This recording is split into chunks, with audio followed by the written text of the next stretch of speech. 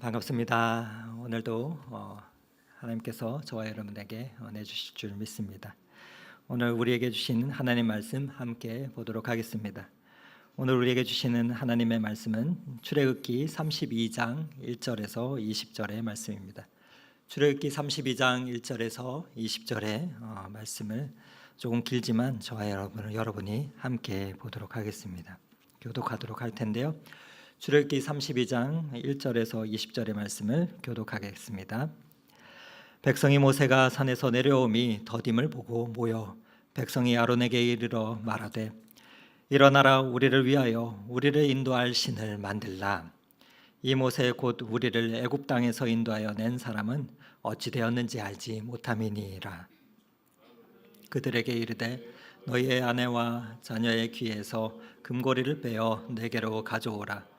모든 백성이 그 귀에서 금고리를 빼어 아론에게로 가져가매 아론이 그들의 손에서 금고리를 받아 부어서 조각칼로 새겨 송아지 형상을 만드니 그들이 말하되 이스라엘아 이는 너희를 애굽 땅에서 인도하여 낸 너희의 신이로다 하는지라.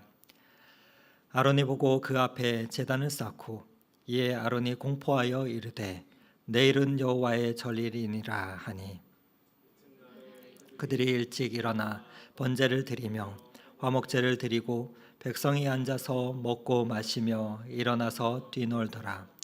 여호와께서 모세에게 이르시되 너는 내려가라. 내가 애굽 땅에서 인도하여 낸 내 백성이 부패하였도다.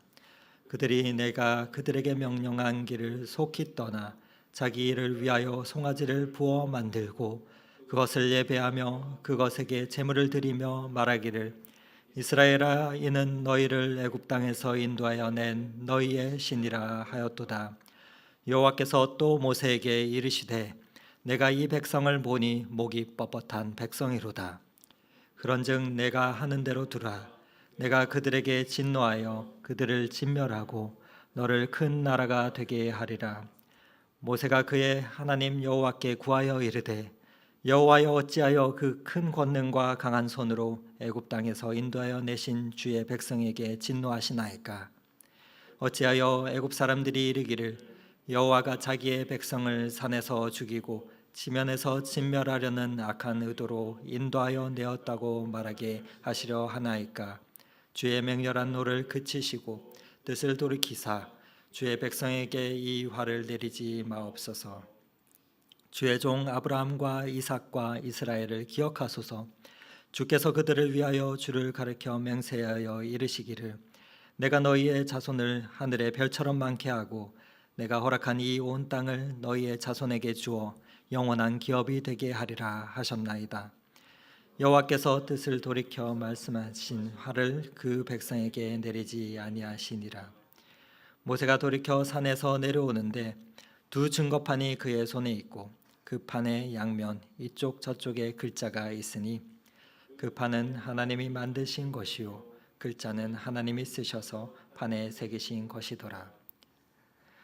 여호수아가 백성들의 요란한 소리를 듣고 모세에게 말하되 진중에서 싸우는 소리가 나나이다.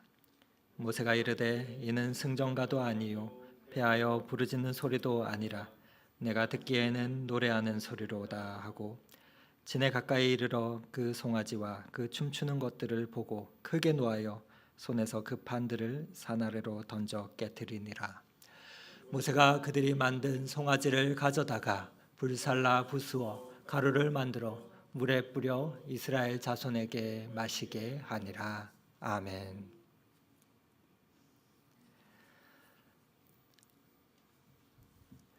네, 저희 집에는 유치원생 두 아들이 있습니다.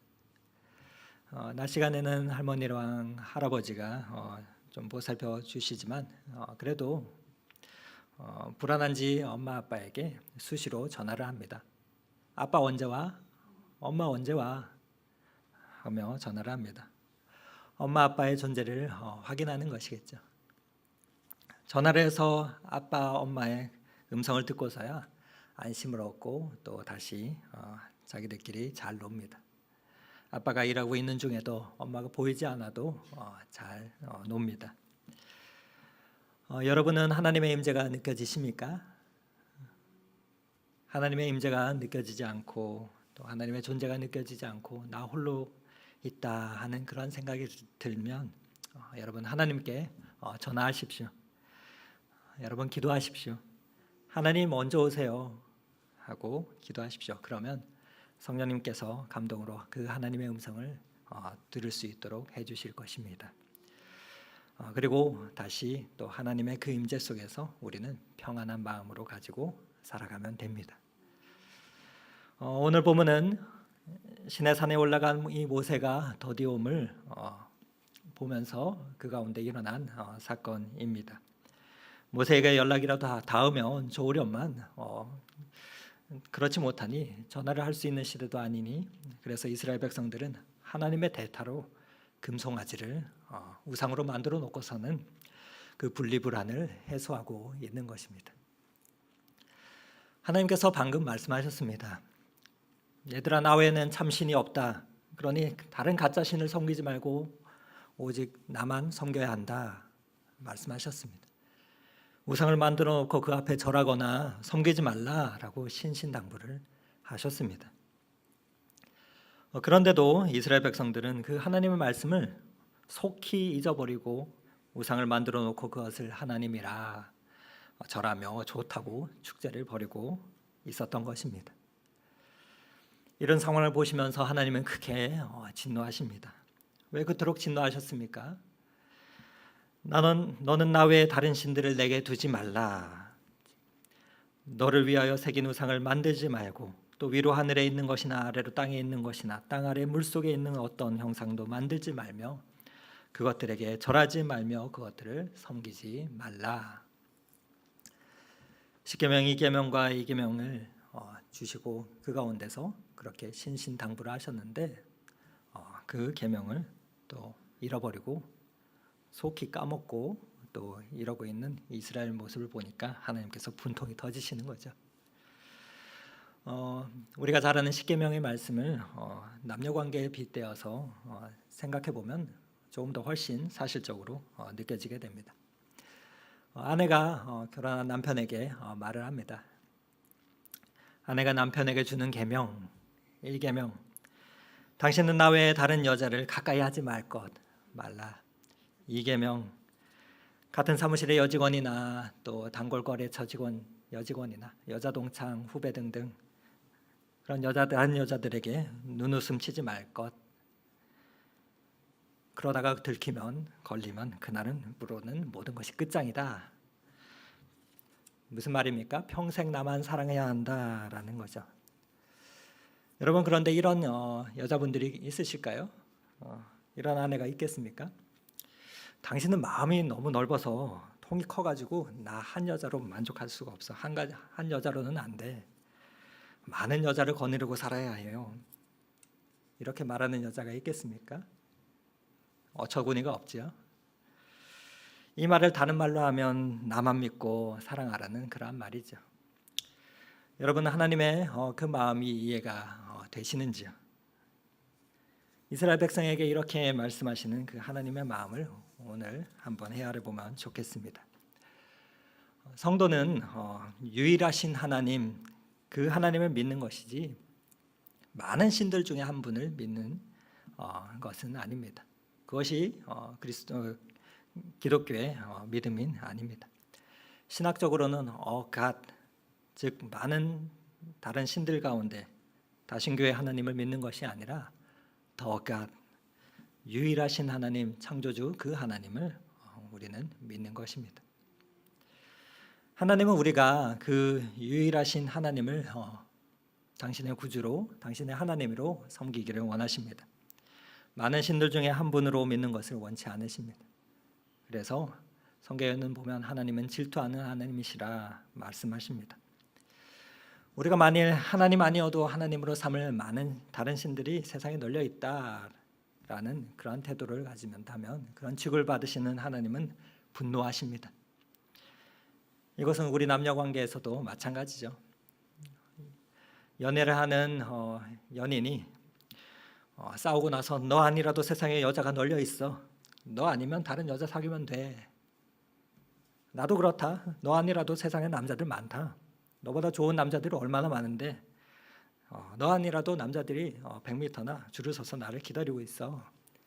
여러분이 이러면 역사가 이루어지겠습니까? 나에게는 너뿐이야.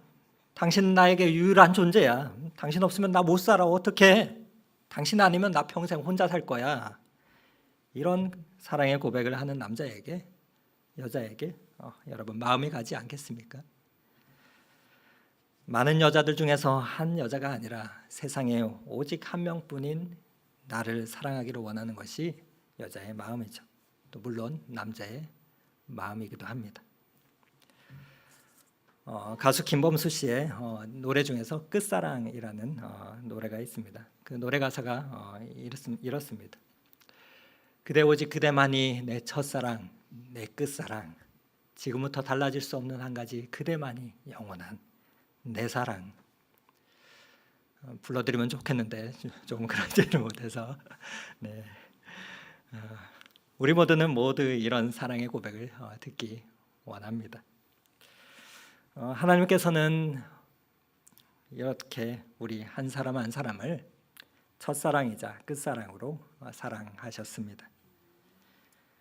하나님은 우리에게 이렇게 끝사랑의 노래를 부르시며 또 십자가를 지셨습니다.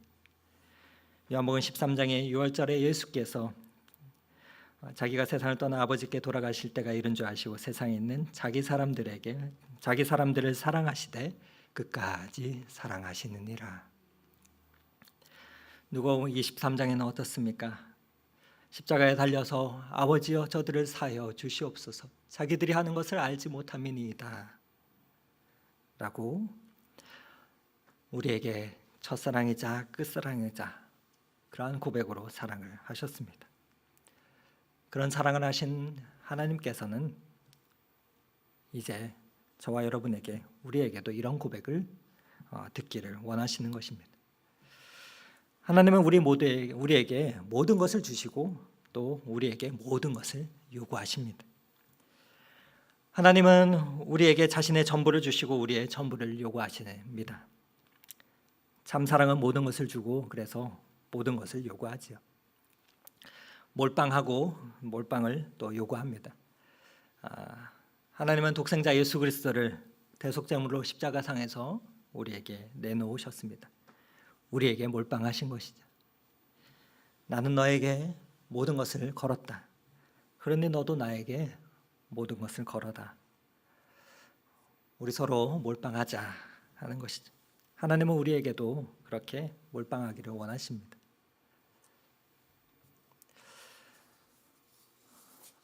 투자를 좀 하십니까? 여러 투자 이론 중에서 포트폴리오 이론이라는 것이 있습니다. 무엇입니까? 한 곳에 돈을 다 투자하면 원금까지 다 날릴 수가 있으니까 주식이나 예금이나 부동산에 여러 기타 등등의 분산 투자를 해야 한다 하는 그러한 이론입니다. 그런데 이것은 한마디로 말하면 못 믿는다는 것이죠. 한 곳에 몰아놨다가 날릴 수 있으니까 어떻게 될지 모른다 하는 것이죠. 여러분 그러나 하나님께서는 100% 확실한 영적인 투자 전문가이십니다. 그래서 자신만만하게 자기에게 몰빵하라고 말씀하십니다. 영적인 면에 있어서는 여러분 분산 투자는 없습니다. 자, 그런데도 우리는 왜 하나님께 우리를 몰빵하지 못하는 것일까요? 오늘은 우리를 그 신앙의 여정에서 갓길로 빠지게 하는 그 우상에 대해서 한번 생각해 보려 합니다. 십계명에서도 가장 먼저 나오듯이 하나님을 올바로 믿고 또 섬기는 데 있어서 가장 중요한 사항 중에 하나라 여겨지기 때문인데요. 제일 먼저 우상이란 무엇인가에 대해서 간단하게 한번 생각해 보고 정리해 보면 좋겠습니다. 여러분 우상이 무엇입니까? 일반적으로 우상, 아이돌이라고 말하면 말 그대로 인간에 의해서 만들어진 목석이나 쇠붙이나 또 기타 등등으로 만든 형상, 또 신이나 사람들이 종교의 그 숭배의 대상이 되는 것이다라고 말을 합니다. 이를 한마디로 말하면은 하나님이 아닌 허상의 신을 말하는 것이죠. 그런데 이 우상을 섬기는 그 우상 숭배 행위에는 크게 세 가지의 그 행위와 의미가 포함이 되어 있습니다. 그 세 가지가 무엇인가? 첫 번째로는 피조물 자체를 섬기는 것입니다. 이 땅의 지상이나 지하나 바다나 하늘이나 천체 등등에 있는 그 피조물을 섬기는 것입니다.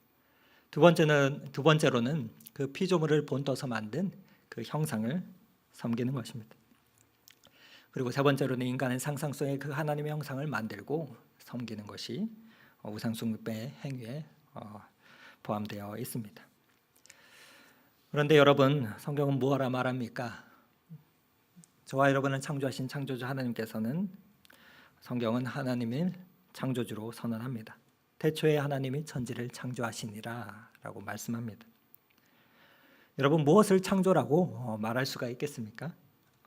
창조는 무에서 유가 창조이죠. 유에서 유는 창조가 아닙니다. 만드는 거고 생산이죠. 변형입니다. 물리적으로나 화학적으로 여러 가지 형태의 변화를 말합니다. 우리가 일상생활을 하면 살아가면서 많은 사람들이 하나님처럼 이 창조적인 무언가를 이루고자 창조 땡땡, 창조 뭐뭐라고 붙이면서 사용을 하지만 엄밀한 의미에서의 창조는 하나님 한 분만 하시는 것입니다. 그 하나님께서 저와 여러분을 창조하셨습니다. 멋있고 아름답게 지으셨습니다. 그러면서 성경은 그렇게 창조한 우리를 보면서 우리의 그 창조 목적을 이렇게 선언합니다. 이 백성은 내가 나를 위하여 지었나니 나를 찬송하게 하려 함이라. 에베소서 2장 10절에는 무엇이라 말합니까? 우리는 그가 만드신 바라 그리스도 예수 안에서 선한 일을 위하여 지으심을 받은 자니. 이 창조를 간단히 도식화해서 한번 생각해 보면 이렇습니다. 한번 도표를 보시면서 한번 이야기를 들어주시면 좋겠는데요. 창조주 하나님께서는 인간과 피조물 세계를 창조하셨습니다. 빨간색 화살표를 보시면 하나님께서 인간을 창조하시고 피조물을 창조하셨죠. 그러면서 인간에게 피조물을 다스리라 라고 말씀하셨습니다. 다스리라고 하셨지 섬기라고 말씀하시지 않으셨습니다. 그런데 사람은 어리석어서 피조물 자체를 섬기는 우를 범하게 됩니다. 그렇게 섬기는 것뿐만 아니라 만들기도 합니다. 그렇게 만들어진 것이 무엇입니까? 우상입니다. 하나님은 인간을 주체자로 그렇게 만드셨는데 인간은 그 피조물을 섬기며 우상을 만듭니다. 화면에서 보시면 노란색 부분이 한마디로 우상 숭배, 우상의 영역인 것이죠. 저와 여러분을 하나님께서는 지으시며 창조하시며 인간으로 하여금 피조물을 다스리라 말씀하셨는데 인간이 피조물을 섬기고 자신이 만든 우상을 섬기고 또 우상을 만들고 합니다. 창조의 영역과 하나님의 그 지으신 바가 아닌 것이죠. 피조물 자체를 섬긴다는 것은 이는 하나님께서 창조하신 이 세상의 피조물을 하나님이라고 섬기는 것이죠. 하늘에 있는 것이나 땅에 있는 것이나 바다에 있는 것, 그 어느 것 하나도 하나님의 작품이 아닌 것이 없습니다. 그 모든 것보다도 인간은 최고로 소중한 존재로 하나님께서는 지으셨습니다. 그런데 그 피조물을 섬긴다는 것은 최고로 존귀한 자가 자기보다 못한 것을 섬기는 것입니다. 자신의 가치를 스스로 떨어뜨리는, 절감시키는 행위인 것이죠. 마치 아파트 가격이 올라가기를 원하면서도 자신의 그 존재, 그 아파트 속에서 살아가야 되는 본인의 그 가치는 스스로 깎아내리고 하락시키는 꼴인 셈인 것이죠. 그래서 이를 바울은 이렇게 표현했습니다. 로마서 1장에 이는 그들이 하나님의 진리를 거짓 것으로 바꾸어 피조물을 조물주보다 더 경배하고 섬김이라. 주는 곧 영원히 찬송할 이시로다. 그런데 더 나아가서 하나님께서 섬기거나 만들지 말라 한 우상까지 만듭니다. 그 우상은 어떻게 만들었습니까? 피조물을 본떠서 만들었습니다. 피조물을 본떠서 만든 그 형상을 섬깁니다. 무슨 형상이든지 만들어 놓고 그것을 하나님으로 섬깁니다. 하나님은 인간에게 우상을 섬기거나 만들지 말라 하셨습니다. 성경에는 수많은 우상들이 나옵니다. 수많은 우상들이 많이 나오지만 열왕기하 17장에 보면은 이스라엘의 이방인들이 만든 우상들을 쭉 기술해 놓고 있는 본문이 나오는데 몇 가지만 한번 보도록 하겠습니다. 열왕기하 17장 30절에는 여러 우상들이 등장하는데 바벨론 사람들은 숫꽃 분옷을 만들었고, 숫꽃 분옷은 암탉 모양의 우상입니다. 굿 사람들은 네르갈을 만들었고, 사진을 보여주시면 좋겠는데요. 네르갈은 수탉 모양의 우상입니다. 하맛 사람들은 아시마를 만들었고, 제가 그림을 찾지 못했는데 아시마는 어떤 형상이냐? 숫염소 형상의 우상입니다. 아와 사람들은 니파스와 다르닥을 만들었고, 니파스는 개 모양의 우상이라 한다면 다르닥은 사진에 보듯이 나귀 모양의 그 우상입니다. 스발와임 사람들은 그 자녀를 불살라 그들의 신 아드람멜렉과 아남멜렉에게 드렸으며, 아드람멜렉은 어떤 우상입니까? 저런 공작 모양의 우상이고, 아남멜렉은 꿩 모양의 우상입니다. 피조물을 본따서 만든 그 우상을 섬기는 것이죠. 그렇게 피조물을 본따서 하나님 우상으로 만들어 섬기며 더 나아가서는 인간의 상성 속에 하나님의 형상을 또 만들어 놓고 섬깁니다. 하나님의 형상은 우리에게 나타내신 바 없으니까, 하나님의 형상을 본 사람이 없으니까 상상으로 만들어 놓고 섬기는 것이죠. 영적인 혼미한 가운데서 하나님이 아닌 허상의 신을 섬기는 그 주체자로서의 그 삶을 포기하는 우를 범하게 되는 것입니다. 그런데 여러분, 이렇게 우상을 섬기게 되면 어떻게 됩니까? 바로 최고의 그 창조의 걸작품의 가치가 훼손이 됩니다. 바로 하나님께서 지으시고 피조물을 다스리라 말씀하셨던 그 영적인 위치를 상실하게 됩니다. 자신이 신적인 존재가 되거나 아니면 벌레보다도 못한 형편없는 존재로 전락하게 되는 것이죠. 하나님께서는 저와 여러분을 모두 이 창조의 아주 걸작품으로 만드셨습니다. 온 우주에 충만하신 그 하나님께서는 저와 여러분을 창조하시고는 만드셔서 세상이라는 이 갤러리 가운데 진열해 놓으신 것이죠.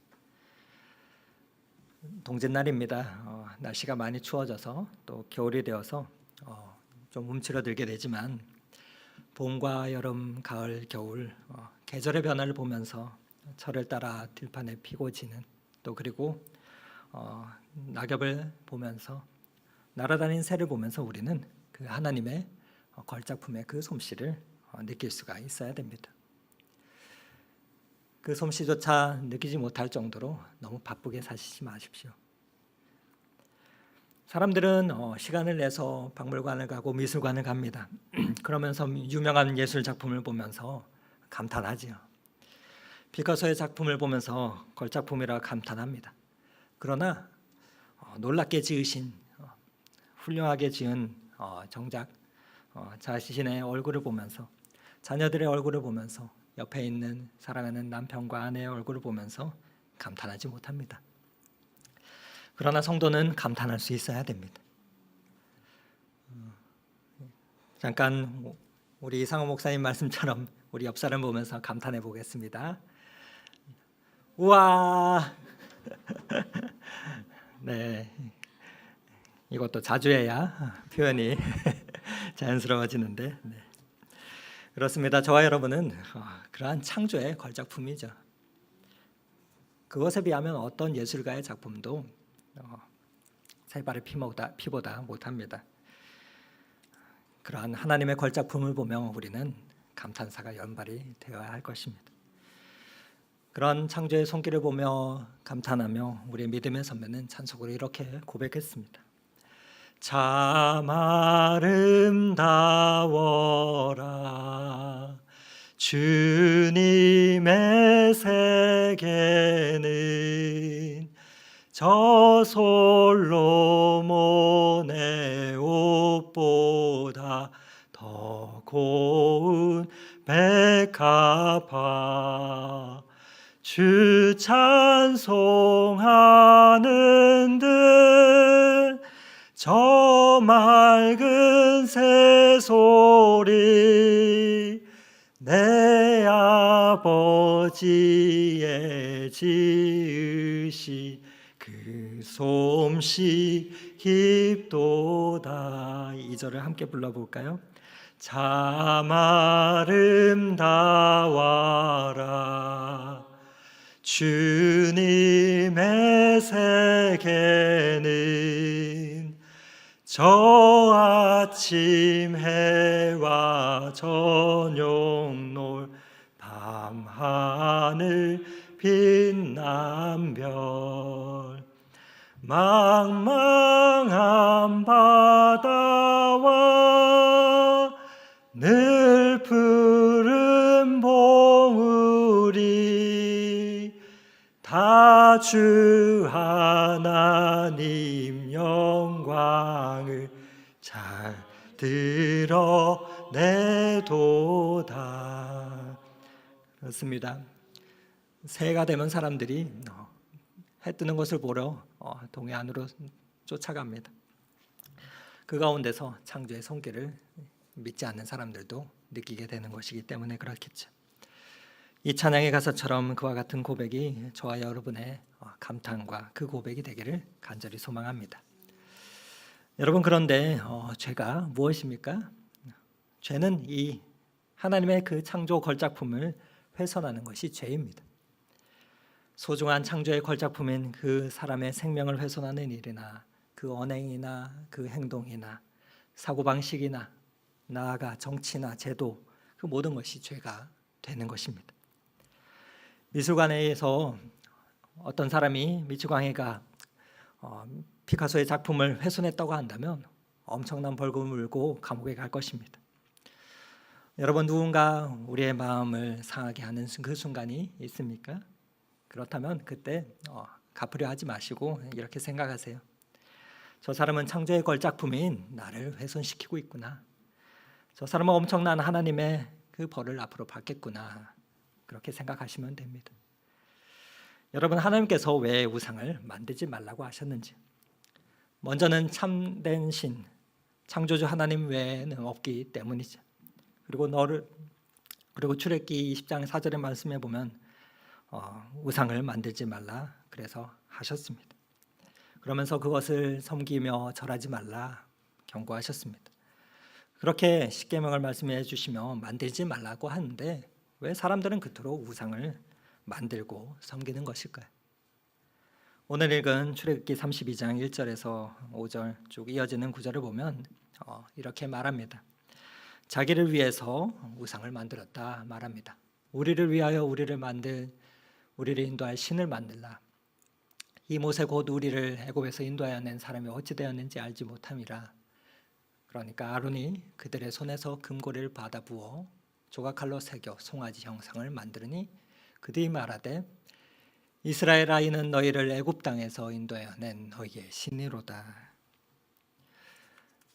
오늘 말씀을 보면 우리를 위하여 만들었다 말합니다. 우리를 위하여. 이 말은 예배용 우상, 즉 경배의 대상이 되는 그 목적으로 만든 우상을 말하는 것입니다. 그 우상을 만들며 너는 내가 만들었으니 내 말을 들으라. 내가 원하는 것을 이루어라. 응답해라 하는 것이죠. 자신이 하나님에 대해서 모든 것을 제 마음대로 통제하려고 하는 그것입니다. 그 심령입니다.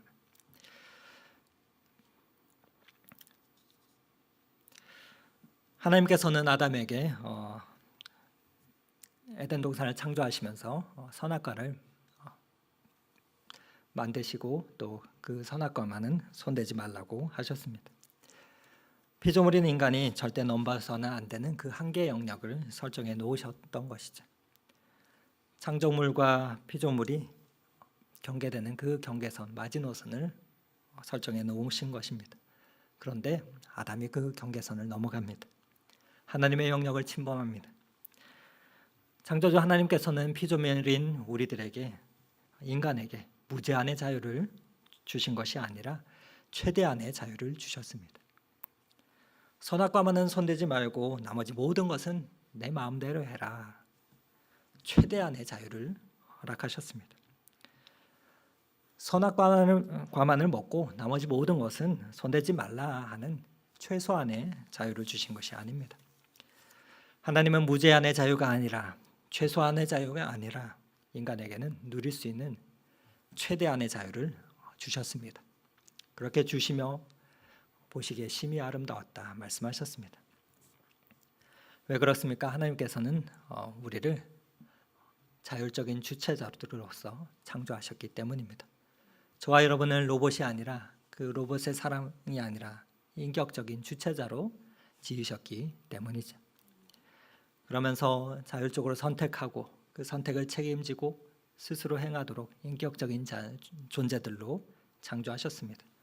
그런데 아담이 최대한의 그 자유를 만족하지 못하고 하나님의 영역을 넘나드는 그 무제한의 자유에 누리고자 그 영역을 침범하게 된 것이죠. 그것은 무엇입니까? 하지 말라 하는 것까지 하려는 탐심을 못 이겨 선악과에 손을 대게 된 것입니다. 선악과에 손댄 결과가 어떻습니까? 에덴 동산을 마음껏 활보하던 그 최대한의 자유를 누리던 존재가 나무 아래 숨어서 하나님의 낯을 피해서 최소한의 자유 가운데 갇혀 있는 것을 보게 됩니다. 스스로를 가두어 버렸던 것이죠. 스스로 비참한 존재가 되었습니다. 탐욕에 앞선 나머지 넘어서는 안 되는 그 하나님의 영역을 침범한 것입니다. 그래서 성경은 말합니다. 탐심은 우상 숭배다라고 말씀합니다. 대부분의 아이들이 그렇듯이 저희 집의 아이들도 아이스크림이나 과자를 좋아합니다. 저희 집에 봉투가 하나 있는데 그 봉투 이름이 맛있고 달콤한 봉투입니다. 그 안에 이것저것 과자들이나 먹을 것이 많이 있습니다. 그렇지만 너무 과하면 안 되기에 기준을 정해줍니다. 그리고 아빠가 아이들에게 이렇게 주의를 줍니다.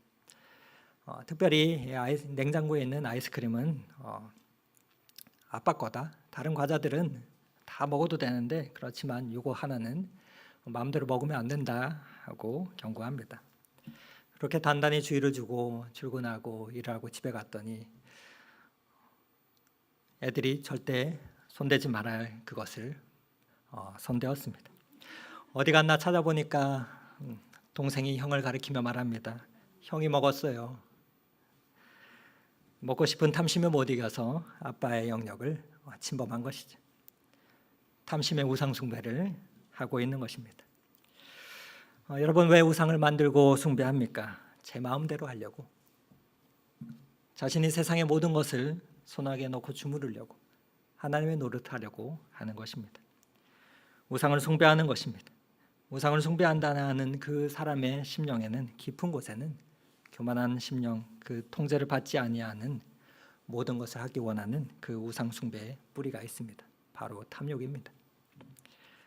보이지 않는 우상이 우리 마음속에 있습니다. 우리 마음속에는 하나님보다 더 사랑하는 것들이 있습니다. 그러나 그것을 우리는 찾아서 제거해야 합니다. 우리의 죄된 DNA 깊숙한 그곳에 있는 것들을 찾아서 제거해야 됩니다. 그러려면 영적인 분별력과 감각이 필요합니다. 어떻게 하면 이 영적인 감각을 가질 수 있을까? 아기들은 어렸을 때 분리불안이 있죠. 부모와 떨어지는 것을 참으로 무서워하고 두려워합니다. 화장실이라도 갈라치면은 막 울어 제낍니다. 그런데 그래서 어렸을 때 전 세계 어느 나라 문화를 막론하고 공통적으로 하는 놀이가 있는데 그것이 뭐냐? 바로 깍꿍놀이입니다. 깍꿍놀이가 무엇입니까? 얼굴로 손을 가리고 가렸다가 다시 까꿍 하는 것이죠. 이 까꿍놀이를 조금 용어를 써서 말씀을 드리면, 이 까꿍놀이는 대상 영속성, 즉 어떤 사물에 영속적으로 존재한다는 그 개념을 가르쳐주는 대표적인 놀이입니다. 대상 영속성이 무엇이길래 그토록 중요하게 언급하는 걸까? 왜 전 세계 모든 나라들이 그런 놀이들을 하고 있는 걸까?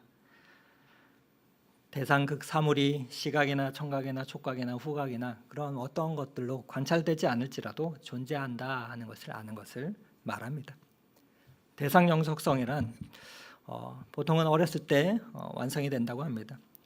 대상 영속성이 완성이 된다라는 것은 내가 관찰하지 않는 동안에도 독립적으로 존재하면서 계속해서 있다라는 사실을 이해하는 그 감각인 것이죠. 이는 세상을 이해하고 앞으로 살아가는 데 있어서 수용하는 데 있어서 매우 중요한 역할을 하기 때문에 한 사람의 그 인지 발달과도 깊은 관련을 맺게 됩니다.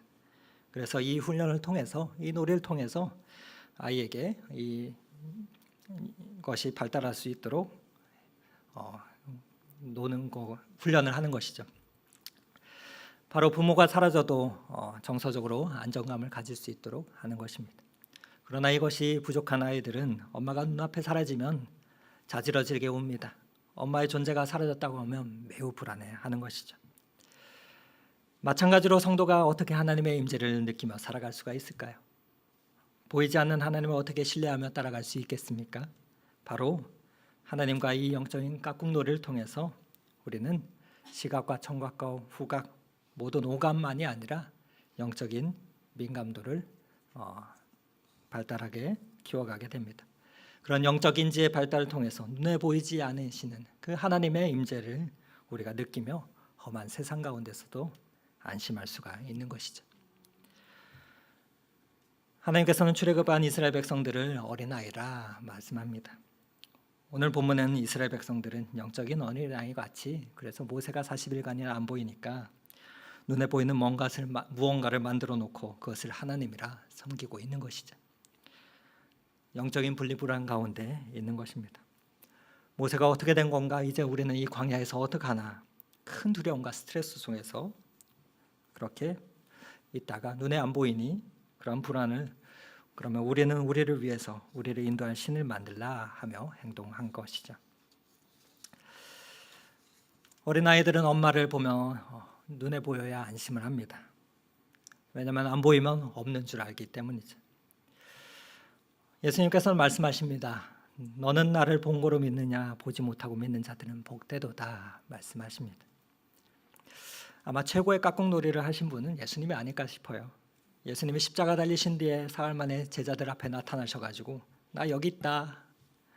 제자들이 얼마나 놀랐을까 생각하게 됩니다.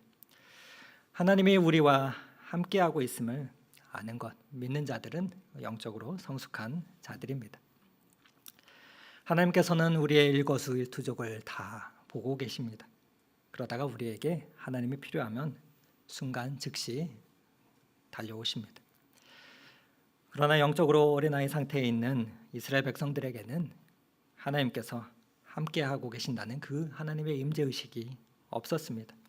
그래서 분리불안에 느낀 나머지 참다 못해 금송아지를 만들고 그렇게 하나님이라 설정하며 축제를 벌이고 있는 것입니다. 그것이 오늘의 본문의 내용이죠. 이스라엘 백성들처럼 우리도 살아가면서 수시로 우상 숭배에 그 유혹을 받습니다. 일이 꼬일 때마다, 또 안 풀릴 때나, 물질이나 세상의 유혹을 받을 때나, 마음대로 하고 싶은 욕구가 있을 때, 욕구가 그 앞설 때마다 우리는 유혹을 받습니다. 그 유혹을 우리가 어떻게 극복할 수 있겠습니까? 세상에 참신은 창조주 하나님밖에 없다. 우리는 창조주 하나님을 믿는 하나님의 자녀이다. 나는 하나님의 걸작품이다. 그것을 명심하고 살 때, 기억하고 살 때 우리는 하나님의 임재 가운데 온전히 걸어갈 수가 있게 되는 것이죠. 우리는 살면서 영적인 그 감각을 훈련해야 합니다. 인생을 광야를 걸으면서 구름 기둥과 불 기둥으로 함께 하시는 그 하나님의 그 까꿍놀이 가운데서 하나님의 임재를 느낄 수 있어야 합니다. 애굽에서 나와서 광야 시내산까지 이스라엘 백성들을 하나님께서는 이끄시며 항상 함께 하셨습니다. 그렇게 함께 하셨지만 모세가 눈에 안 보이자 이스라엘 백성들은 그 하나님의 임재를 기억하지 못하고 있음을 보게 되는 것이죠. 예수님께서는 저와 여러분에게 오늘도 말씀하십니다. 내가 항상 세상 끝날까지 너희와 함께 있으리라. 여러분, 하나님의 임재가 무엇입니까? 영이신 하나님께서 지금 여기 나와 함께 계신다 하는 것입니다. 온 우주에 충만하신 하나님께서 나와 함께 계신다 하는 것입니다. 그 하나님은 오늘도 우리를 보시며 보드달 내 거인데 쟤는 너는 보드달 내 거인데 하십니다. 무슨 말입니까? 예전에 출애굽기 3장 7절 말씀, 8절 말씀을 가지고 출애굽의 절차의 구조를 설명드렸던 것처럼 그렇게 말씀하시는 것이죠. 출애굽기 3장 7절 8절 말씀을 잠깐 보겠습니다. 무엇이라 나옵니까? 여기 나오는 동사 7가지가 있는데 보고 듣고 알고 내려가서 그들을 애굽의 손에서 건져내고 그 땅에서 인도하여 아름답고 광대한 땅으로 그 지방으로 데려가려 하노라. 하나님은 이처럼 모든 것을 보고 듣고 알고 내려가 건져내며 인도하시는 우리를 좋은 푸른 초장으로 데려가시려는 그러한 하나님이십니다. 보고 듣고 알고 또 내려오셔서 건져내고 인도하시는 데려가시는 하나님, 곧 임마누엘의 하나님이십니다. 보드달 내 거인데 우상을 믿는 사람들은 그 특징은 보는 데서만 합니다. 그러나 성도의 특징은 보이지 않는 곳에서도 하나님 앞에서 신실하게 살아갑니다. 그래서 종교개혁자들의 모토가 생활의 신조가 코람데오 하나님 앞에서가 된 것이죠. 그 믿음의 선진들처럼 날마다 하나님의 그 임재를 누리시는 저와 여러분의 삶이 되시기를 간절히 축원합니다. 여러분, 우상 숭배의 원초적 뿌리는 하나님과 같이 되고자 하는 그 영적인 교만에서 비롯된 것입니다. 모든 것을 내 마음대로 하려고 하는 무제한의 자유를 누리려고 하는 그 교만입니다. 그러나 하나님은 창조주이십니다. 우주 만물의 주관자이십니다. 그리고 하나님은 영이십니다. 자신의 형상을 인간에게 보여주신 적이 없습니다. 인간이 만든 그 형상 안에 가둬둘 만큼 그 작은 분이 아니십니다. 하나님의 존재 영역은 우리가 사는 이 차원을 뛰어넘습니다. 초월의 차원에서 계신 그 하나님께서 인간이 사는 3차원의 그 시공간 속으로 자신을 비우고 낮아지셔서 하나님은 이 땅에 오셨습니다. 그러면서 그 모습을 보여주신 것이 무엇입니까? 바로 예수 그리스도의 모습입니다. 성경에는 이렇게 말합니다. 그리스도는 하나님의 형상이니라. 그는 보이지 아니하는 하나님의 형상이요. 그러므로 우리가 하나님을 보고 싶거든 예수님의 삶의 모습을 우리가 보면 됩니다. 그분이 2000년 전 이 땅에 오셨습니다. 왜 오셨습니까? 저와 여러분을 사랑하기 때문입니다. 우리에게 올인하시기 위해서, 몰빵하시기 위해서, 그것을 통해서 저와 여러분을 그분처럼 만들기 위해서 그분은 우리처럼 되신 것입니다. 우리와 다른 차원에 계신 분께서 우리에게 오신 사건입니다. 복음은 비밀이 아니라 신비입니다. 참으로 놀라운 신비의 사건이죠. 신비와 비밀은 차이가 있습니다. 비밀은 털어놓는 순간 모두가 다 알게 됩니다. 그러나 신비는 털어놓는 순간, 털어놓았음에도 아는 사람들만 압니다. 기독교는 비밀의 종교가 아니라 신비의 종교임지요. 어느덧 성탄을 사온 앞둔 수요일입니다. 하나님의 임재 연습이라는 책을 쓴 그 주인공 로렌스 형제는 이렇게 말했습니다. 하나님이 바라시는 만큼 우리 자신을 그분께 내어드릴 수 있으려면 끊임없이 자기 영혼을 지키는 작업이 필요하다. 오늘날 나를 위한 우상 숭배가 가득한 이 세상 속에서 우리가 어떻게 하나님을 섬기며 또 하나님의 그 임재를 누릴 수 있겠습니까? 하나님이 예수 그리스도를 주시기까지 저와 여러분을 사랑하신 그 사랑의 응답에 고백할 때 분명 우리 삶은 임마누엘 하나님을 경험하는 복된 여정의 삶이 될 것입니다. 이 추운 겨울에 저와 여러분이 그 주님을 향한 그 사랑을 더욱 뜨겁게 고백하는 이 성탄의 시절과 또 복된 연말이 되시기를 오늘 이 말씀을 의지하여서 간절히 축원을 드립니다.